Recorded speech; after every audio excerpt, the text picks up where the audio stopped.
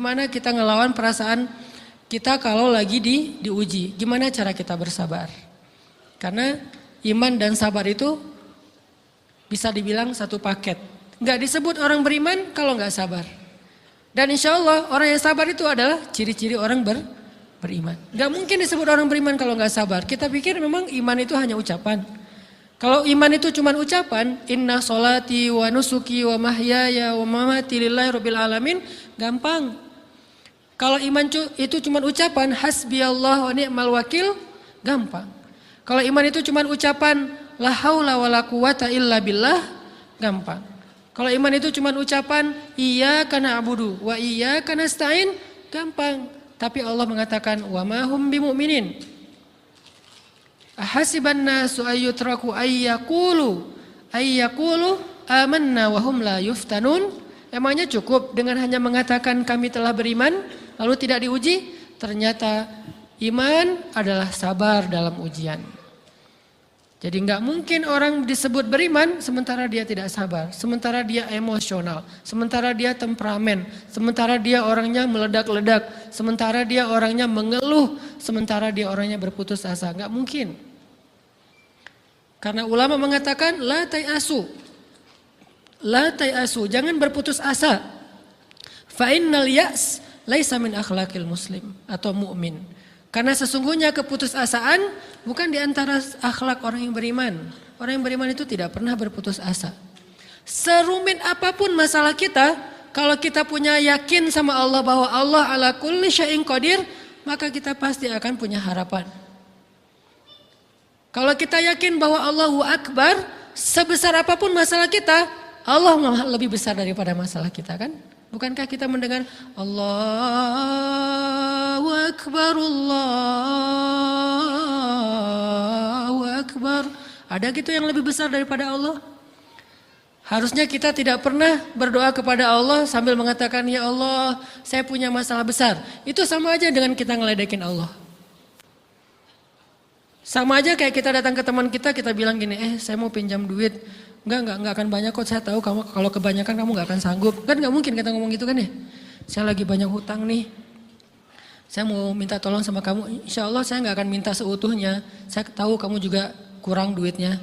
Saya minta dikit-dikit aja lah. Kan enggak gitu kan cara kita minta tolong. Sama aja kita doa, ya Allah saya punya masalah besar. Ngomong ke Allah punya masalah besar.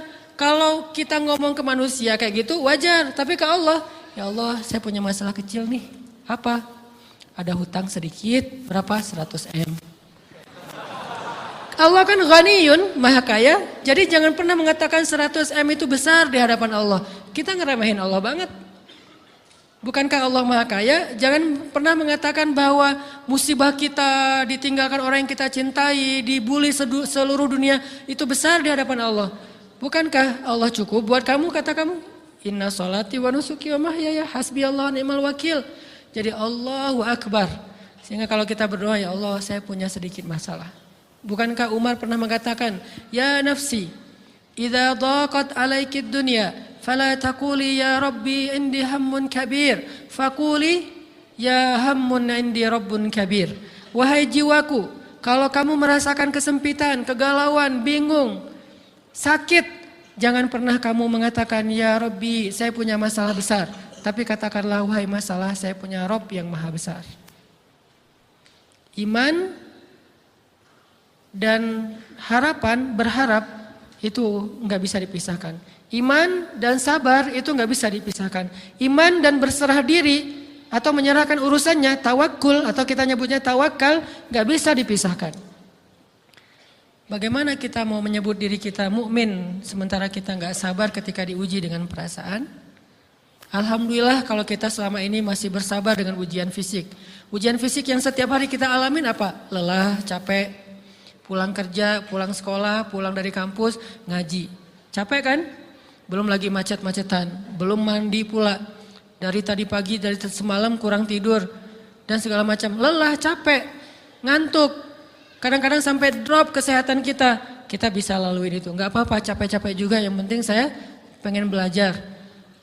Jalan nih jauh-jauh, ada yang dari Sumedang, ada yang dari Lembang, ada yang dari Banjaran, dari mana-mana datang pengen ngaji. jarak jauh nggak apa-apa, macet nggak apa-apa, lelah nggak apa-apa, habis duit nggak masalah. Tapi sampai di sini kesenggol dikit aja sama teman kita dalam ucapan mungkin, dalam ekspresi kadang-kadang kita senyumin nggak dibalas senyum, atau mungkin hal-hal sepele itu bikin seolah-olah amal kita yang udah habis-habisan tadi jadi berkurang sampai habis pahalanya. Ujian perasaan. Kadang-kadang datang ke sini nggak ada rasa tidak nyaman sedikit mungkin dengan teman kita atau dengan orang yang di sebelah kita, akhirnya kita merasa tersinggung, akhirnya kayak jadi berlebih-lebihan di tangga, di pintu, pas keluar, di tempat wudhu, di mana, hal sepele sebetulnya, tapi mengganggunya bukan fisik kita, yang terganggu bukan harta kita, tapi yang terganggu perasaan kita nih, rasa nyaman kita yang terganggu, seolah-olah hilang semuanya. Jadi nggak berarti, ini namanya ujian teman-teman. Mudah-mudahan kita bisa istiqomah dalam masalah perasaan ini. Pertanyaan sederhananya adalah gimana sih cara kita menghadapi itu? Saya juga lagi belajar, ini bukan kata saya ya, tapi saya coba merangkum dari beberapa hadis, dari beberapa ayat. Mudah-mudahan ini jadi semacam tips dari Allah, dari Rasul, cara kita supaya lebih sabar dalam menghadapi ujian, khususnya ujian perasaan. Pertama, saya mengambil dari hadis riwayat yang diriwayatkan dari Abu Hurairah, hadis Hasan. Nabi SAW mengatakan, "Ma yazalul bala'u bil mu'mini wal mu'minati fi nafsihi wa waladihi wa malihi hatta yalqallaha ta'ala wa ma alaihi khati'ah."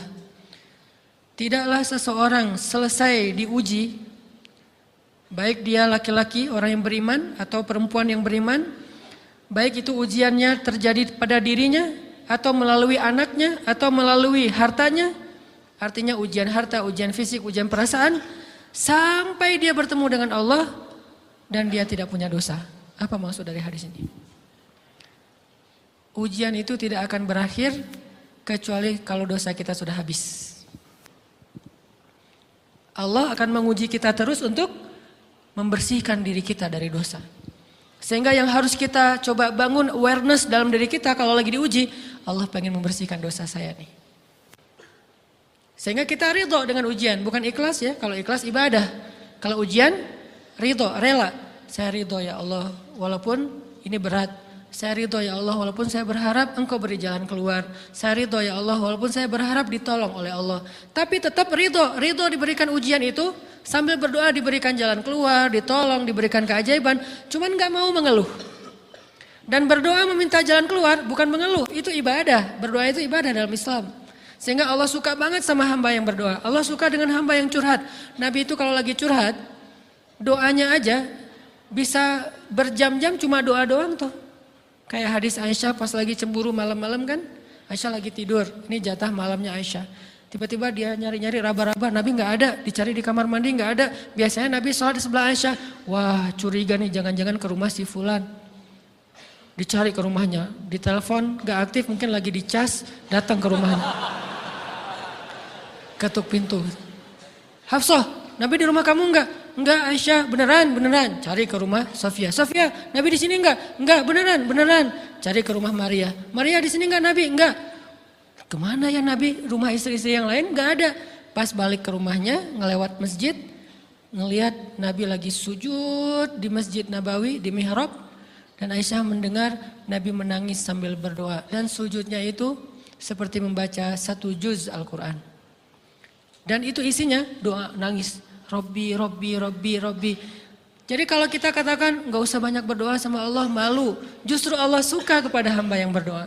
Justru sebaliknya kalau kita jarang berdoa atau enggan berdoa, buat Allah itu orang sombong. Allah gak suka hamba kayak gitu. Kamu gak butuh saya, sama kayak kita lagi ada masalah, punya teman yang punya kelebihan harta, terus kita kayak bingung gitu nyari kesana kemari pinjaman, dia gak dikasih tahu. Pas dia tahu dari orang lain, dia ngomong apa? Kamu gak nganggap saya ya? Emangnya saya bukan teman kamu? Kok kamu punya masalah keuangan tapi saya gak dikasih tahu, malah saya tahunya dari orang lain? Tersinggung kan? Kalau teman kita aja tersinggung, apalagi Allah. Kamu punya masalah kok gak ngomong ke saya, wahai hambaku? Bukan berarti Allah gak tahu, Allah tahu, cuman Allah Berhak, bukan ingin ya, berhak untuk dilibatkan. Allah berhak untuk dicurhatin. Allah berhak untuk dijadikan tempat kita untuk habis-habisan menangis dan melampiaskan masalah kita kepada Allah dalam bentuk curhat-curhat dan doa. Sehingga kalau kita berdoa, ya Rabbi, Allah langsung inni qarib, mendekat Allah kepada kita. Jadi teman-teman yang dirahmati Allah, kalau kita punya masalah, kita coba bangun awareness, oh Allah pengen membersihkan dosa-dosa saya nih. Terus kita berdoa, ya Allah bantu saya, ya Allah tolonglah saya, istighfar. Saya kadang-kadang ngerasa nih, kalau ada dosa, ada kesalahan, ada kekeliruan yang saya lakukan misalnya gitu, kalau saya nggak kuat istighfarnya, bentar lagi akan diuji sama Allah. Ujinya macam-macam, alhamdulillahnya ujiannya masih ketahan. Pasti diuji sama Allah. Kalau istighfarnya nggak kuat, taubatnya tuh nggak kuat, langsung diuji sama Allah. Dan saya langsung sadar, oh benar berarti yang tadi ini lagi dihapus sama Allah nih. Perkencang lagi, perkuat lagi istighfar. Kenapa? Karena kalau istighfar kita kuat, berarti kan dosa kita dihapus dengan istighfar ya. Otomatis ujian kita durasinya berkurang. Makin kuat istighfar, makin berkurang. Kalau istighfarnya udah mantap, udah selesai, Allah cabut tuh ujian kita. Diganti dengan kebaikan.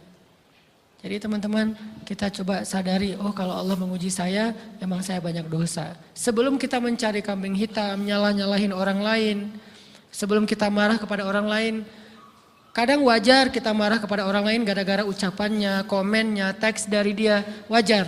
Tapi sebelum itu, marah dulu kepada diri kita atas dosa dan kesalahan kita yang baru saja kita lakukan. Atau yang dulu kita lakuin dan belum benar-benar kita tinggalkan.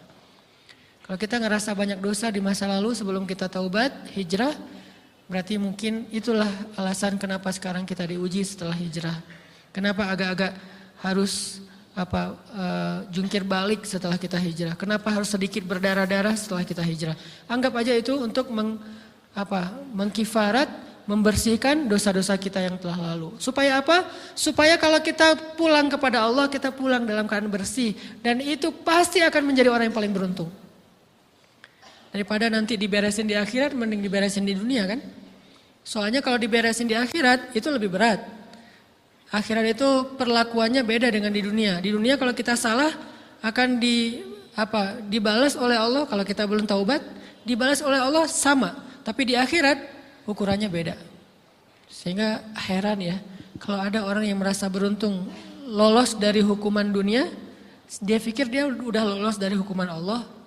Mending dia beresin deh di dunia daripada nanti di akhir berlarut-larut. Itu bahaya banget. Kalau buat saya pribadi dan saya yakin teman-teman juga kayak gitu, gak mau ada masalah di akhirat, mending masalah di dunia aja. Tapi masalah di dunia juga kita gak mau berlarut-larut, pengen cepat dimudahin sama Allah. Caranya istighfar, istighfar, istighfar. Tidaklah Allah memberikan kepada kita ujian kecuali salah satu alasannya pengen menghapuskan dosa. Idza kathurat dzunubul 'abdi walam yakun lahu min amalin liyukaffiraha fabtalahu Allahu bil hazan liyukaffiraha. Kalau seorang hamba banyak dosa dan dia enggak cukup amal untuk mengkifarat dosa-dosanya, Allah akan menguji dia dengan rasa sedih, dengan rasa kecewa, dengan rasa berat, sakit hati untuk mengkifarat dosa-dosanya. Itu yang kita bangun. Sehingga kalau ada masalah sama orang lain, kita memperbaiki diri dulu. Bukan sibuk dengan kesalahan dia terus menerus yang gak mau kita maafin. Misalnya ada teman kita nih, jadi clash sama kita. Hal pertama yang kita bangun, astagfirullahaladzim saya banyak dosa nih. Tapi kan yang salah dia, ya tapi mungkin dia gak akan mengatakan kalimat itu, gak akan bersikap kayak gitu kalau kita gak punya dosa. Allah sengaja mengutus dia untuk menguji kita lewat kata-katanya, lewat perilakunya, karena kita punya dosa. Jadi penyebab pertama diuji itu bukan teman kita yang salah, itu penyebab kedua. Memang dia salah dan itu harus kita akui, realistis lah. Dia salah, dia nggak pas, dia nggak bijak, dia apa. Oke, tapi yang mentakdirkan dia salah kepada kita, Allah Subhanahu Wa Taala. Kenapa Allah takdirkan gitu? Karena kita masih punya banyak dosa. Allah kirim kita ujian, bisa manusia, bisa alam, bisa dalam diri kita sendiri. Itu semuanya adalah cara Allah untuk menguji kita dan membersihkan dosa-dosa kita. Ini yang kita bangun pertama.